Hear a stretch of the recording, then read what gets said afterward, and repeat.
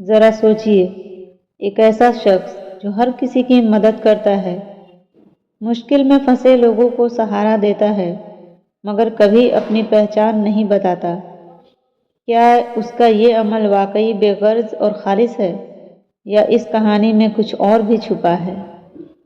ایک چھوٹے سے شہر میں لوگوں کو مشکل وقت میں مدد ملتی تھی، لیکن وہ نہیں جانتے تھے کہ وہ مدد کرنے والا کون ہے۔ جب بھی کسی پر مشکل وقت آتا تو ایک انجان شخص آتا، ان کے غم میں حصہ لیتا اور ان کی مدد کر کے بغیر کوئی نام بتائے واپس چلا جاتا۔ لوگ اسے پیار سے گمنام فرشتہ کہنے لگے تھے۔ ایک دن کی بات ہے، ایک بزرگ عورت جو اپنے بچوں سے الگ رہتی تھی اور گھر کے چند چھوٹے موٹے کاموں سے گزارا کرتی تھی، اپنے گھریلو اخراجات سے پریشان تھی۔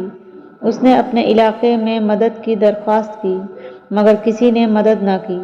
رات کو جب وہ اپنے کمرے میں سو رہی تھی، اس کے دروازے پر دستک ہوئی۔ جب اس نے دروازہ کھولا تو ایک لفافہ ملا، جس میں کچھ پیسے اور ایک چھوٹا سا پیغام تھا: آپ کی ضرورت پوری ہو جائے گی، بس امید کا دامن نہ چھوڑیے۔ اس بزرگ نے وہ پیغام اپنے دل سے لگا لیا اور اس انجان مددگار کے لیے دل سے دعا کی۔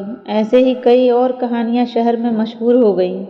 کبھی وہ کسی بیمار کے علاج کے لیے مدد کرتا، کبھی کسی غریب کو روزی کمانے میں سہارا دیتا۔ لوگ کہتے تھے کہ وہ فرشتہ ہے، لیکن اس کے بارے میں کسی کو کچھ پتہ نہ تھا۔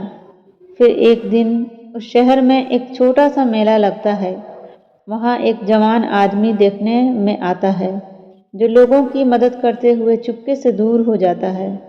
ایک بچے کا کھلونا ٹوٹ جاتا ہے اور وہ انجان شخص نئے کھلونے کے پیسے چپکے سے اس کی ماں کے ہاتھ میں دے کر چلا جاتا ہے۔ کسی کو پتہ ہی نہیں چلتا کہ یہ وہی گمنام فرشتہ ہے جو ہمیشہ لوگوں کے ساتھ رہتا ہے۔ ایک دن ایک سیاستدان کو اس شخص کے بارے میں معلوم ہوتا ہے، اور وہ اسے سمجھاتا ہے کہ اگر یہ شخص سامنے آئے تو اسے عزت اور شہرت مل سکتی ہے۔ لیکن اس گمنام فرشتے نے سب کچھ ٹھکرایا اور کہا: مجھے صرف اللہ سے امید ہے، اور میرے عمل کا صلہ وہی دے گا۔ یہ سن کر لوگ اور بھی زیادہ اس کے محب بن گئے اور اسے صرف دعاؤں میں یاد رکھنے لگے۔ گمنام فرشتہ کی کہانی ہمیں یہ سبق دیتی ہے کہ انسانیت کے کام بغیر کسی فائدے کی امید کے کرنے چاہیے۔ جو عمل خدا کے لیے کیا جائے، اس کی قیمت دنیا میں نہیں بلکہ اللہ کے نزدیک ہوتی ہے۔ شاید اسی وجہ سے وہ گمنام رہنا چاہتا تھا۔